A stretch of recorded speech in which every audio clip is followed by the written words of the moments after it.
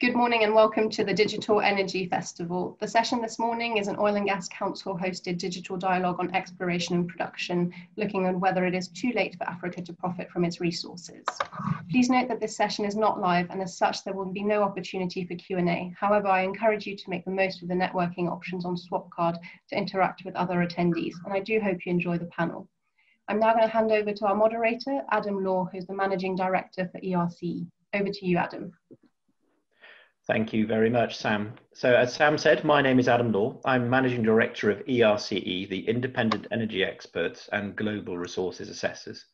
And today we'll be asking, and I hope answering the question, is it too late for Africa to profit from its resources? Now, ERCE has been assessing reserves and resources throughout Africa for over 15 years, assisting in market entry, reporting, financing, and mergers and acquisitions. The African energy industry is close to our hearts and to mine personally, so it's great to be involved in answering such an important question with some of the best placed people to answer it. Today I'm fortunate to be joined by David DesAutelles, Executive Vice President of Corporate Development, Vaalco Energy, Okhai-Akhigbe, Senior Legal Counsel at the African Legal Support Facility, Michael Humphries, Director at Redcliff Energy Advisors, and Salah El-Ekhififi, an exploration geologist at the National Oil Company in Libya. Welcome, everybody. And without further ado, let's get stuck in. David, is it too late for Africa to profit from its resources? Thank you, Adam. Good morning, everyone. And thank you for including me here today. I'd like to talk a little bit about Vaalco, as we, like many other smaller operators, are relative to this discussion we're having today. And I think it is a very important topic that you brought up here and well worth discussing. For those of you who aren't familiar with Vaalco, let me give you a brief introduction of our company. Vaalco is a publicly traded international E&P founded in 1985. We're focused on low-risk producing assets in West Africa.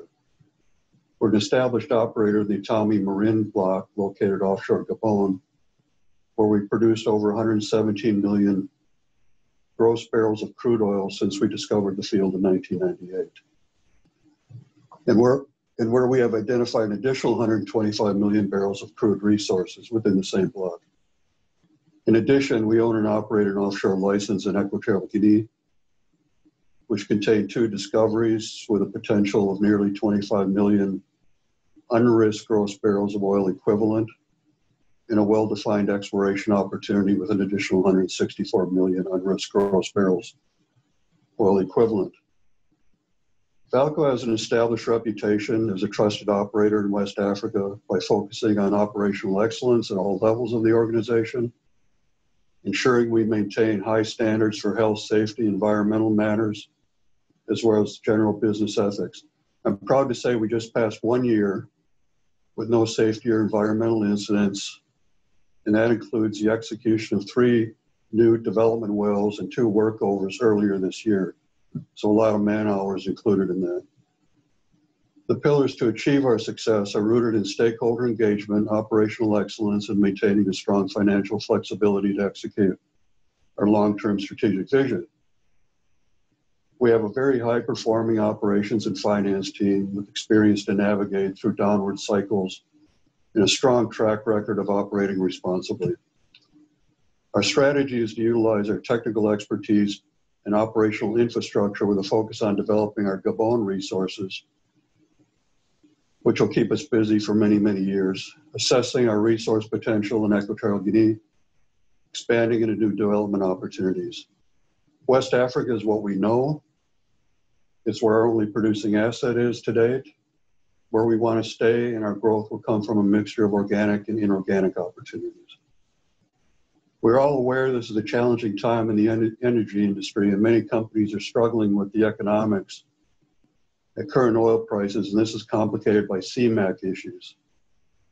Majors are pulling back, which opens a possibility for small independents like Vaalco, who can operate more efficiently. We believe we are well positioned for growth with a strong production base that is free cash flow positive at current prices. We believe these are advantages for Vaalco and can help provide stability in the near term and flexibility for the future. We are proud of the highly successful and transformational drilling program we completed this year. We were able to execute the entire drilling program on time, which, as I said, included 3 development wells and 2 appraisal well bores and 2 workovers. All were completed within our budget with cash on hand and through operational cash flow. We're looking to build on that with future drilling programs. At Etame, we announced we're acquiring and processing a state-of-the-art proprietary 3D dual azimuth seismic survey over the entire block. We currently have this ongoing as we speak. The full field 3D survey will allow us to optimize future drilling locations, provide better imaging of existing prospects and infill locations, and identify upside opportunities. Our long-term strategy is to optimize every location we plan to drill, identify new locations, and add to our drillable inventory. We're confident in the long-term potential at Etame and believe that acquiring new seismic is the first step towards preparing for our future drilling campaigns. We value our relationship with the Gabon government, and our partnership has been strong for both sides, and we believe that building common goals, ensuring open communication, and maximizing value for all parties is a key to the success in West Africa. As we look for the future, Vaalco is well positioned to grow its presence in West Africa by leveraging its financial position and operational success. We're fully funded for all activities, including the current seismic program. We have lowered our operating costs per barrel, enhanced our margins, and have a free cash flow break-even of $33.50 US. We're consistently optimizing production to ensure we continue to generate free cash flow, fund future development opportunities, and grow our reserves in a responsible and value-accretive manner. In addition, we will continue to evaluate opportunities that are consistent with our inorganic growth strategy. We remain positive about the long-term future in West Africa and believe Vaalco has been best positioned to succeed and capitalize on those opportunities. Thank you very much for letting me give that introduction, Adam. David, that's absolutely fine. Oghor, from your point of view, how would you answer the question that the panel's been posed today? Hi, thank you for having me on the panel. So as you've mentioned already, my name is Okhai-Akhigbe. I'm a senior legal counsel at the African Legal Support Facility. The African Legal Support Facility is hosted by the African Development Bank. And the mandate of the ALSF is to provide support to African countries in complex commercial transactions. And this includes obviously transactions in the oil and gas industry, which often tend to be complex. And most of the countries in the region do not have, within their governments at least, the requisite manpower or experience to deal with some of these arrangements at a technical level. So the ALSF is there to provide support to the government in this regard. We also provide capacity building services to the government, training for the government, and also we have some knowledge management tools. One of the tools that we are developing at the moment is the Africa Petroleum Legislation Atlas, which will be a platform where all the legislation and regulations for the countries in the region will be domiciled, easy access. There will also be guiding templates for drafting and just general assistance to anyone who's looking to gather information on the African oil and gas industry. So in relation to the question today, is it too late for Africa to profit from its resources? I think that the most important thing is a government with a vision, and the vision needs to be all-encompassing. So it would need to cover commercial issues, fiscal issues, legal, regulatory, and institutional issues. I'm going to leave the fiscal and commercial issues to the experts on the panel But speaking to the regulatory, institutional, and legal issues, I think that with a cohesive vision, it is not too late for Africa to profit from its resources today. It would require, like I said, a vision. It would require deliberate regulation. It would require deliberate institutions set up. So, for example, if we take, and like I said, it has to be a cohesive vision.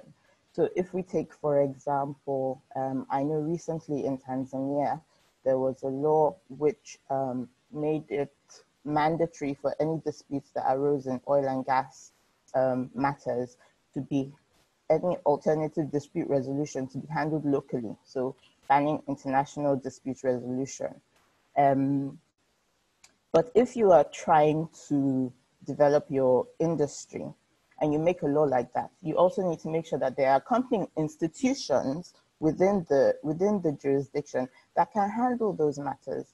So regulation on one hand, on its own could work, only if it's a part of a cohesive plan that includes institutional, legal, commercial, and fiscal inputs. So in a short answer, no, it is not too late for Africa to profit from its resources, but there is a lot of work to be done to make sure that that continues to happen. Okay, that's really great. Thank you very much. Salah, I was going to move to you next. Now, you're an exploration geologist, and I can confess to being a geologist too. So we're always optimistic, but what do you think the answer to the question should be? Okay. Hello to everyone. It's a very pleasure to seeing you today. According to your question, I think it is not too late for Africa to benefit from its wealth. So as this wealth covers large areas in Africa, either onshore or onshore. And as you may be aware, many exploration discoveries have been made in the last 10 years, could also increase this wealth by developers in different ways. Pay attention to the promising and unexplored areas, and also to pay attention to the unconventional resources as well. So the main reasons and obstacles are facing Africa to benefit from this wealth, or facing Africa and makes it difficult to benefit from its wealth, as follows. Number one, geopolitical issues and no stability, financing issues, corruption, and also deep water exploration and security challenges. So now I can briefly talk about some African countries like Uganda. Uganda facing huge challenges. And for Uganda, I think the investors pause their activities after years of negotiations. So is the latest setback for a complex project whose, I think, whose upstream developments cost $10 billion, which requires electrically 1,443 electric heated pipeline. And also we know the oil there, or type of oil there, is waxy and heavy.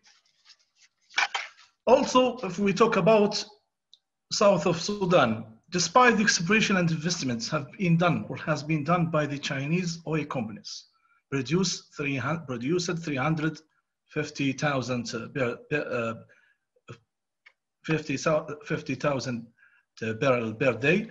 So the investors are still keen to get involved due to the corruptions of bureaucracy, due to lack of financial system, and due to lack of the security.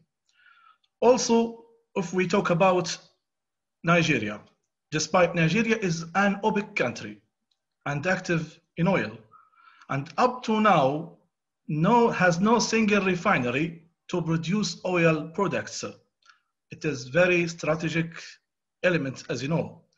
Nigeria considers as an oil producers, but we will find the same reasons are facing their other African countries.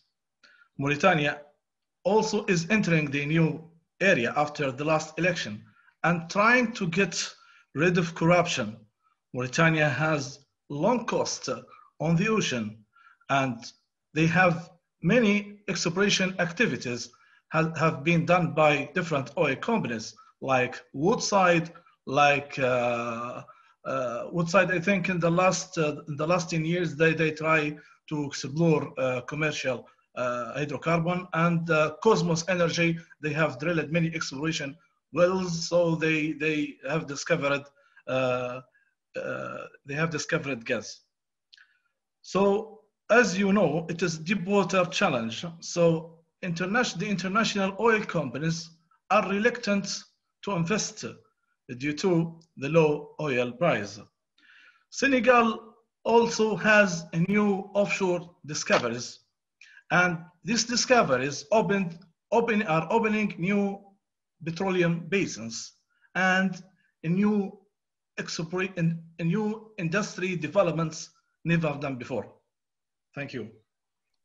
Salah, thank you very much. Very interesting perspective. And last but obviously not least, Michael, I wonder if you could give me your perspectives on the question that we've been posed today. Right, Adam. Thank you. Thank you very much for inviting me. I'm looking forward to participating in the panel. I think I'm going to take this in a slightly different way to the other panelists. First of all, I'm going to put the question in context. And my primary focus is on sub-Saharan African countries because I specialize in that part of Africa more so than North Africa. And I think it really depends on what we mean by profit. Do we mean investing revenues generated by oil and gas, royalties, taxes, etc., in the economic development of a resource-rich country? If that is the case, then obviously the track record of most sub-Saharan African countries that are resource dependent has been very mixed and actually very poor in many cases. If it's in training of local personnel and then the direct participation by local companies in the oil and gas sector, then obviously a lot more progress has been made, particularly in Nigeria, that obviously has a very well developed oil field service and upstream and midstream local industry and local companies, some of which are obviously quite substantial companies today. I think, you know, corruption and the misuse of revenues has been the major factor preventing significant economic progress or the broader distribution of oil and gas wealth within most of the sub-Saharan African countries, and particularly those that are very, very dependent on oil and gas revenues, Angola, Nigeria, Gabon, Congo, Brazzaville, for example. Volatility of oil and gas prices has obviously had a major impact on the ability of African countries to profit from their resources, and budgetary management or poor budgetary management has also played a part. However, is it too late? No, I don't think it is, but it is very country dependent. And you know, picking up on points made by a couple of the other panelists, political will is a major factor as to how and if resource-rich countries in Africa can benefit from those resources. Obviously, this is challenging in a period of low global oil prices, reduced oil demand, and the increased policies being adopted by particularly OECD countries and major companies generally, including obviously the IOCs, to become more carbon neutral. And that obviously has a knock-on effect on the development of resources in sub-Saharan Africa, and also the level of investment that will be flowing to develop those resources. Increased local content, though, and participation by indigenous companies is obviously a way to profit from those resources and ensure that the country is actually benefiting more than has historically been the case. And whilst I singled out Nigeria earlier as obviously a case in point, you're beginning to see the development of indigenous companies in other sub-Saharan African resource-rich countries, Ghana, for example, Gabon, and more recently in Angola.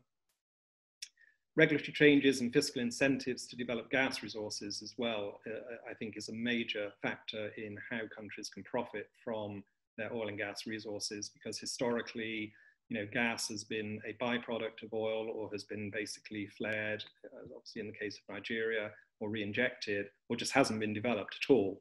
Obviously now there are very active policies in a number of countries and incentives being provided to develop gas for domestic use, and also obviously for increased export through LNG projects in East Africa, which will benefit economic development and economic growth within countries. And so they will obviously then begin to benefit from their oil and gas resources.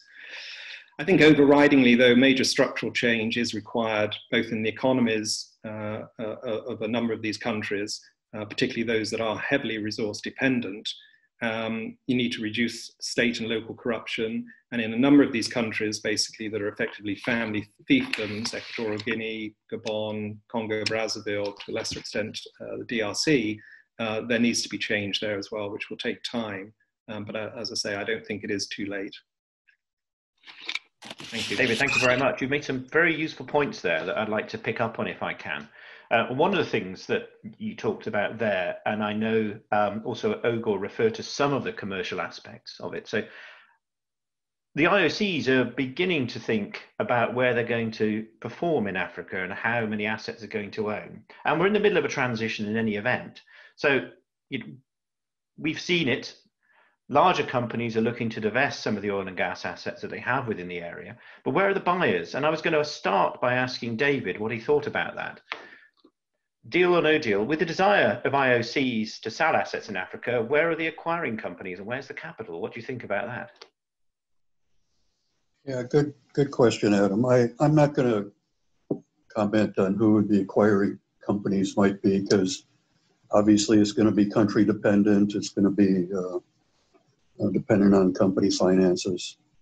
I think there's a short list of well-known companies, including Vaalco, that are out there looking for inorganic growth opportunities.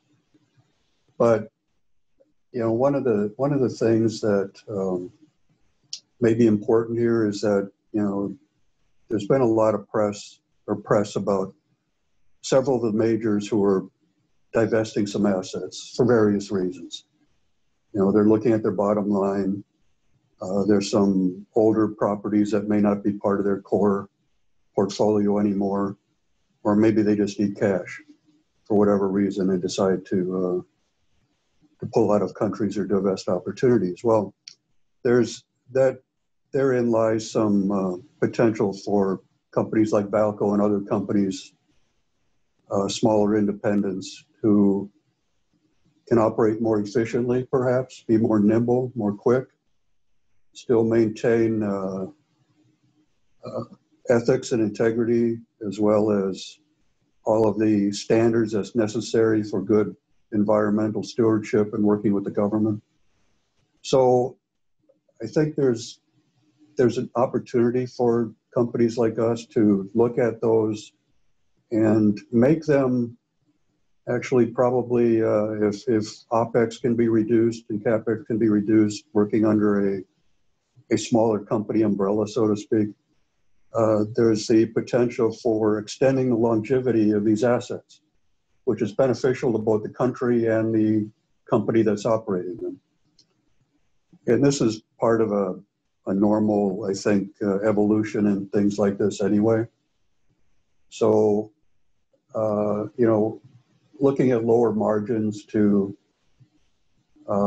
as I said, keep these assets on stream longer and more efficiently. Now, there is potentially an issue, and I think we'll end up talking about it later, so maybe I won't, is how are these things paid for and financed?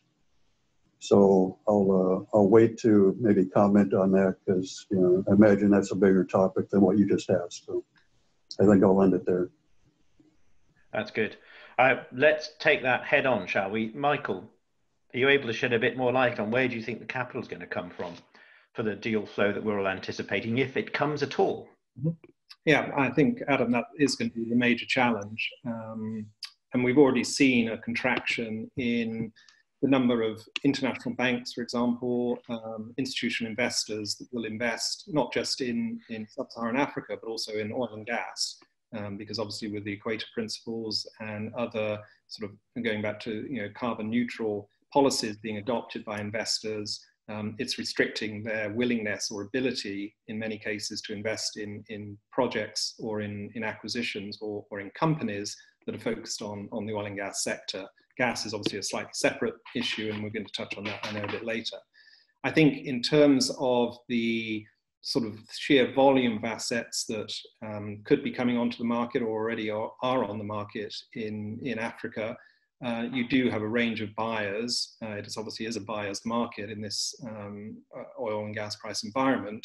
But again, where the capital is going to come from, if they're not private equity backed, and obviously private equity is retreating, but there are still obviously some well-capitalized private equity players in sub-Saharan Africa.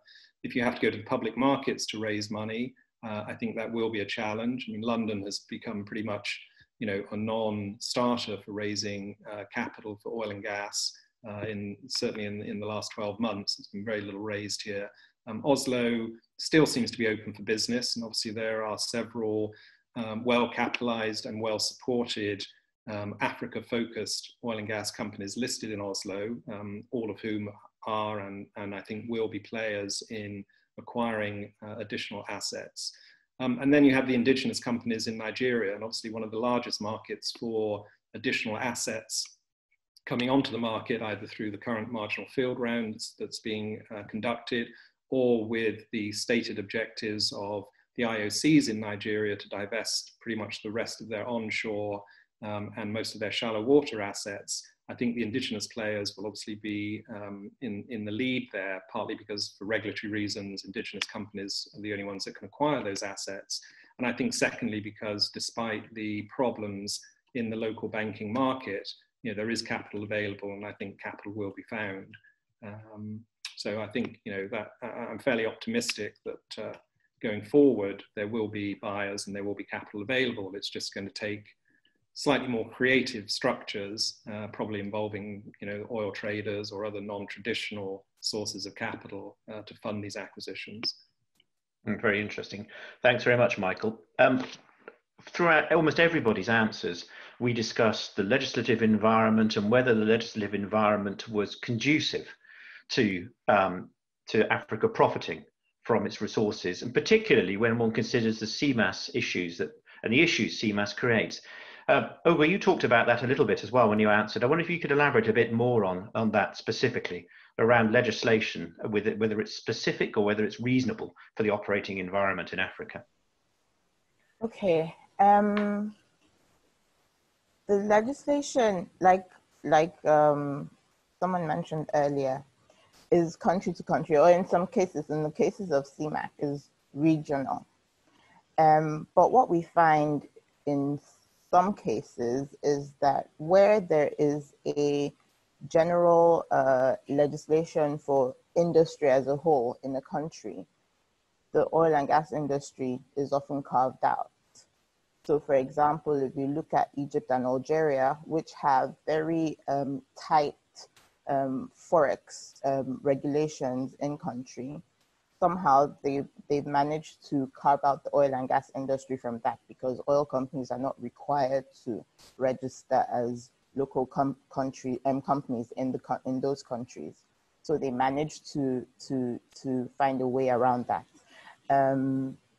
In a country like Nigeria, for example, where an international company is required to set up a Nigerian company in order to operate, their there's a separate fiscal regime for the oil and gas industry, which separates it from other aspects of the economy.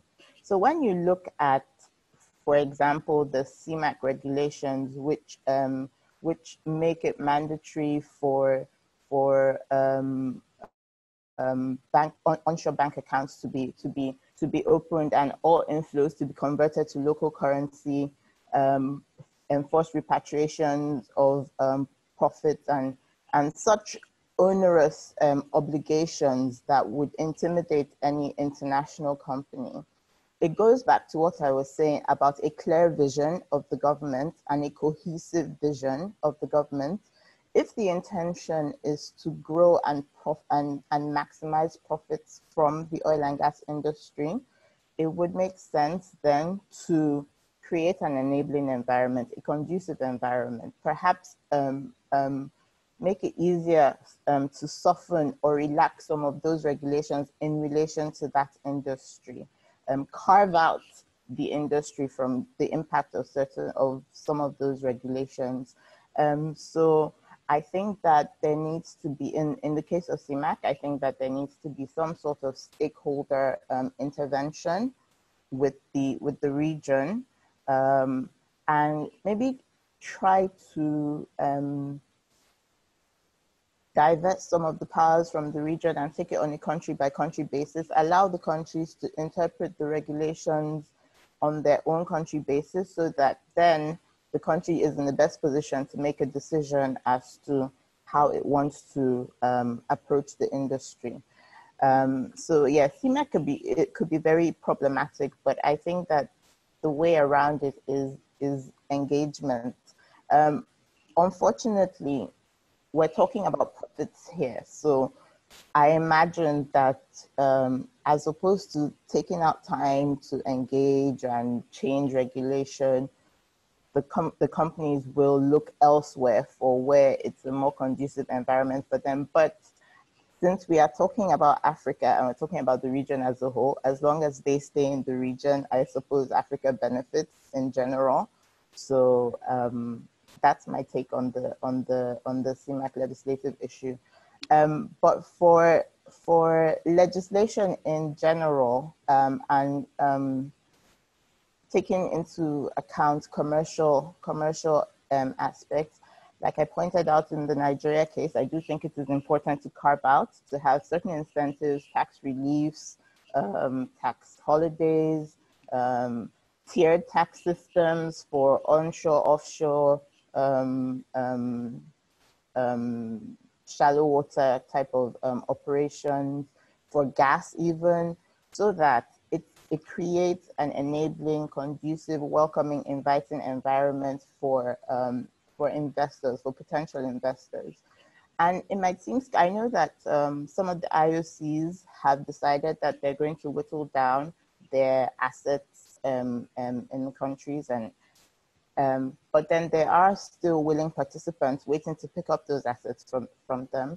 And in the case of certain projects, like even the Niger LNG gas train 7, which during this COVID period, May 2020, was still able to sort out a financing agreement. So there is, I suppose it's also a matter of thinking outside the box, thinking of other ways to make a business case for a project in order to source funding for it.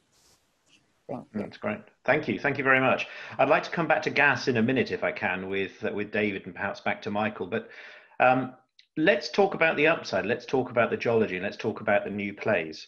I was going to ask Salah, as an exploration geologist. So offshore Egypt, we're all aware of the recent Zohr discovery.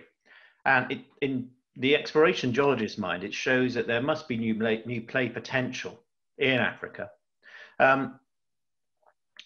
Is it just restricted to offshore Egypt, or is it true elsewhere? Are there plays in Africa that are emerging, or is Africa played out?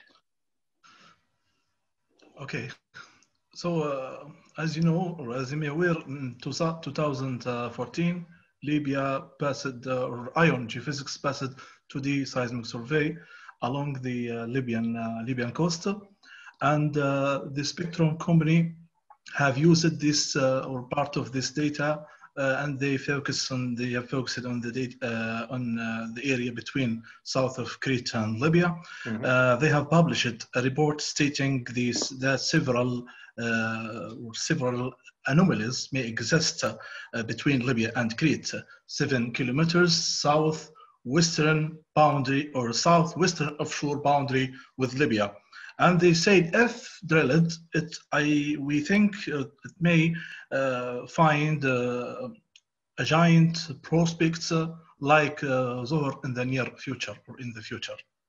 So this is according to their recommendations. Okay. Your other question, I say no. Africa not played out. So Africa has it has the potentiality, it has the resources, it has the ability to grow up, but it has number of obstacles. If the Africa has the overcome, or Africa can overcome these obstacles, I think we'll change it to better. Also, according to new also exploration discoveries now, so I think in Egypt they have offshore exploration, offshore discoveries last months, I think, new discoveries, and exploration discovery also in South Africa last year, I think. And also other exploration discovery by in equatorial offshore Guinea also. I think all of these exploration activities are encouraging Africa to grow up again, or to grow up. Thank you. Thank you very much, Salah. That was very, very insightful. Let's move back to gas now. Oghor mentioned gas, and of course, there's quite a lot of publicity around the gas in East Africa as that becomes moves slowly towards development and monetization, but there's plenty of gas in North Africa and West Africa as well. David, can I ask you, is the future in gas, how is the stranded gas going to be developed around the west coast of Africa, for instance? Sure, I guess the short answer is maybe, but it's complicated. You know, clearly there are gas resources that have been and are being developed. You know, Egypt is one. E.g., Equatorial Guinea is another, because, you know, Marathon's been producing from their Elba field for quite a long time through their LNG plant onshore Malabo. So, but that is, my understanding is that is in the near future going to be at a shortfall, but they've got the Noble, now Chevron, a Sang field that will be fed, and a Len field that will be feeding gas into that. So there is an EG, they'll be monetizing some of the stranded gas, associated gas with the oil production there. So, but there was an opportunity to do that because there was already a plant that could take the gas. Now, Exxon to the north, in their Zafiro field, is stranded gas, and they can't do anything with it unless they run it down to Marathon's plant. But it's an expensive proposition. It requires a lot of complicated contractual and sales gas agreements and obviously infrastructure. There's also stranded gas sitting between EG and Cameroon in the Yolanda field. Now that's been in discussion for unitization for well over 10 years. I understand they're making progress, but you know, a lot of these stranded gas issues get down to where's the market? What is the contractor going to get for their gas sales?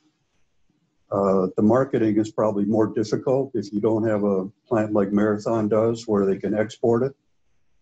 But if it's going to be used for domestic opportunities, then that poses a problem. You've got to have the domestic ability to take that gas and to purchase it and utilize it, and requires a big infrastructure. Now, they're doing that in Tanzania, bringing offshore gas in, and they're using most all of it for domestic use. But, you know, then you've got there's a stranded field in Namibia that BWE has, the Kudu field, that, you know, South Africa can use that gas.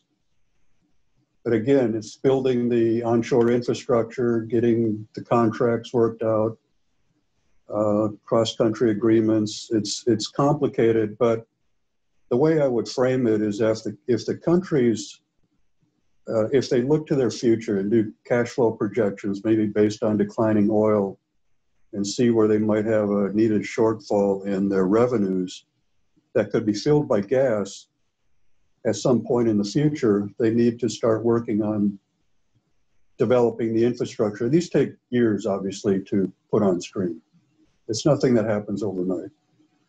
So you've got to look almost at least 5 and maybe 10 years ahead and think, okay, I can delay this, like the Cameroon EG cross-country thing.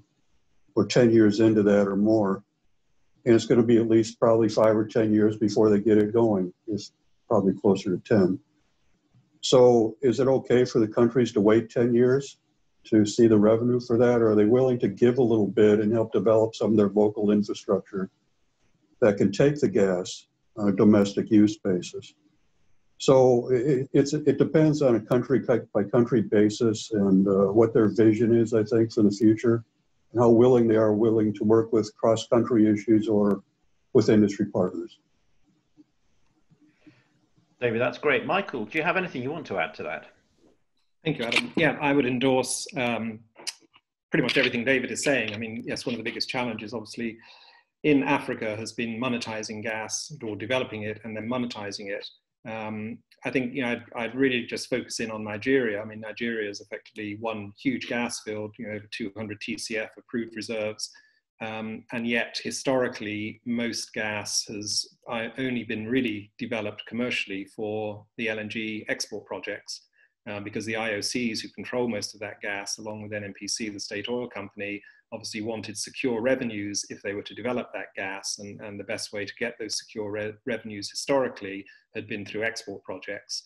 In the last sort of 20 years, there have been various moves to try and address that issue, not least because with a country of, you know, close to 200 million people now and significant needs to domestically use gas, obviously primarily for power, but also for industrial and commercial, and now increasingly to try and replace, you know, wood and charcoal for cooking.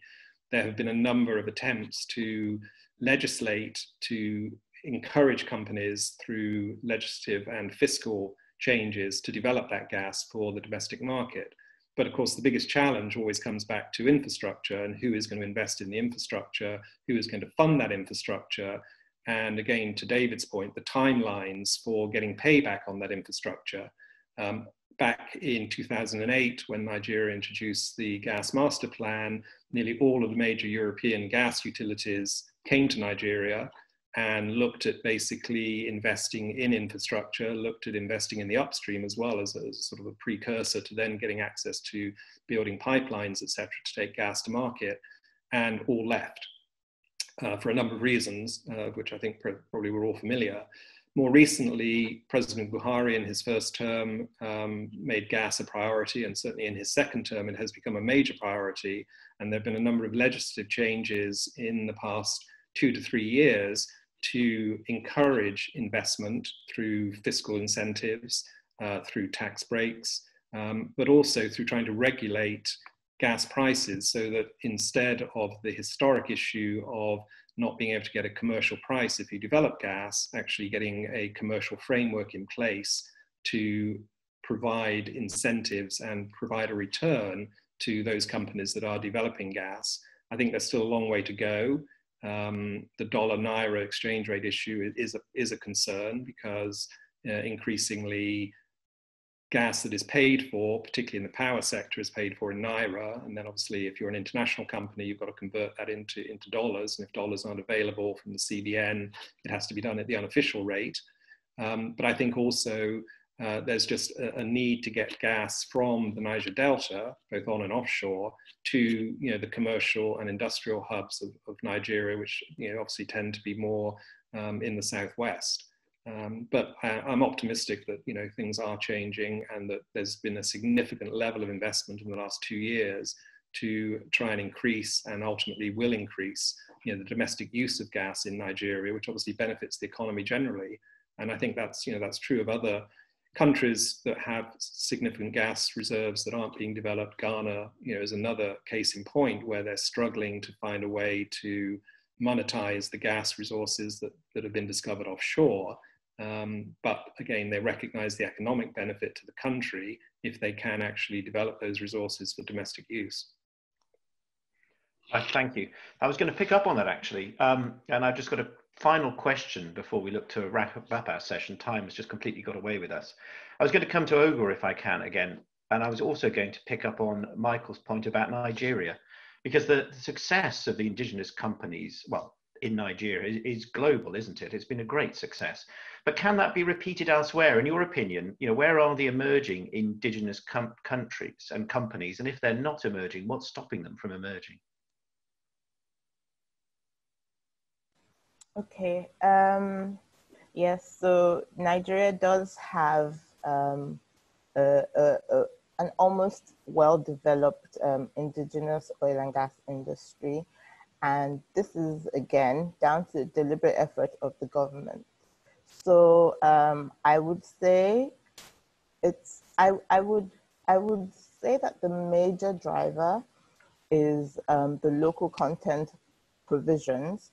Even before the local content provisions came out, though, we still had marginal fields legislation, which gave priority to indigenous companies when bidding for marginal fields.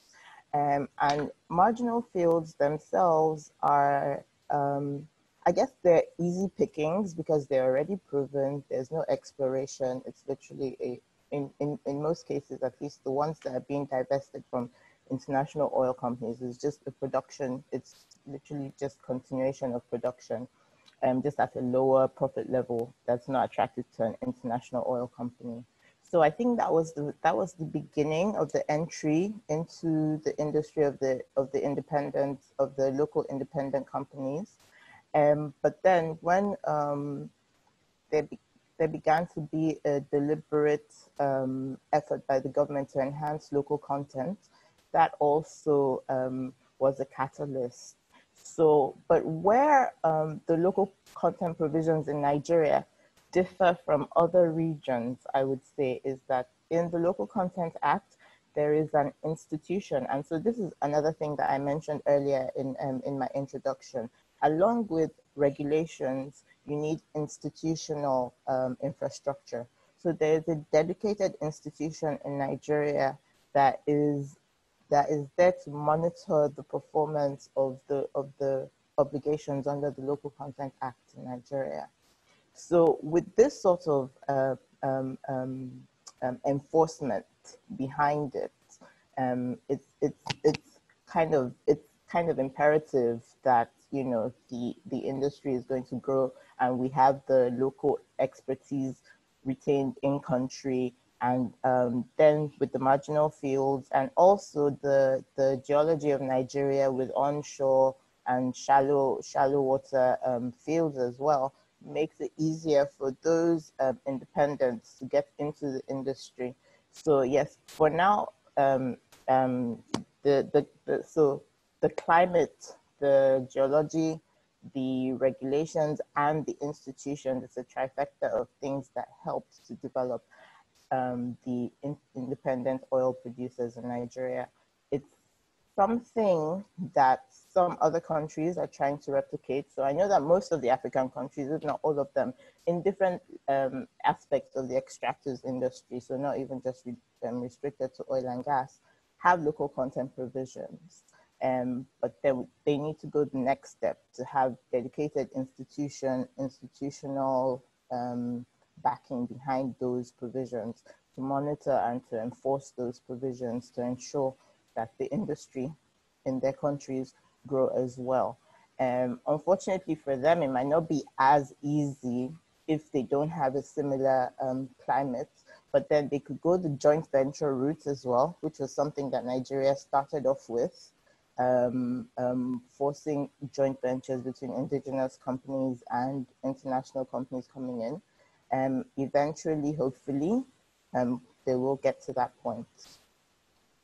That's great. Thanks, Oghor. Michael, do you have anything briefly to add to that, if you could, before we wrap up? Yeah, just briefly.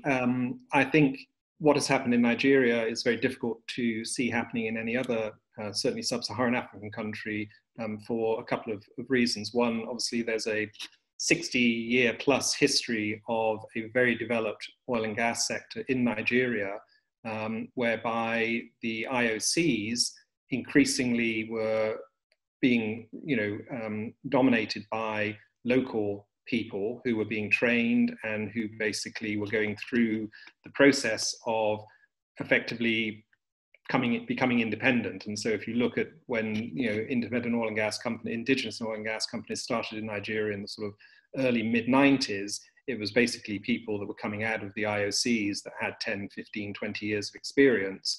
And there was also a very developed capital market locally that could help fund the start of those companies. And then, as Oghor said, legislatively, assets started being basically taken away from the IOCs that were marginal and being basically given to indigenous companies.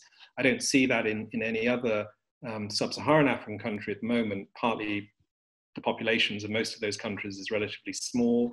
The sort of cadre of trained commercial, technical, financial people, again, is relatively small.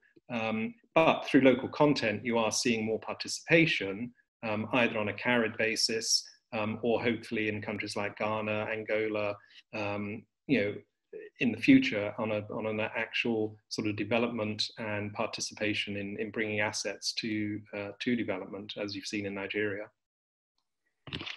Michael, thank you ever so much. Well, as always with these panel sessions, we've run out of time completely. It's got the better of us, and we're right in the middle of exploring some of the issues that are pertinent to the question. But clearly, it's not too late for Africa to profit from its resources, and there are challenges and difficulties by the sound of the panel, but with an appropriate legislative and cost environment and access to capital on an appropriate level, it does sound like Africa's resources have a bright future ahead of them.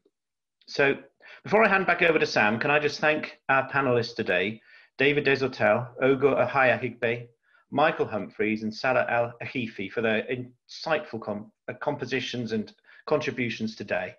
So thank you everybody very much, and Sam, back over to you. Thanks everyone. Just to echo what Adam said, you know, on behalf of the Oil and Gas Council, I'd like to thank everyone, all our speakers, and Adam, I thought you were a fantastic moderator today. Thanks to all who attended the session, and I do encourage you to check out the agenda and see what other oil and gas sessions are out there. Thank you so much for your time.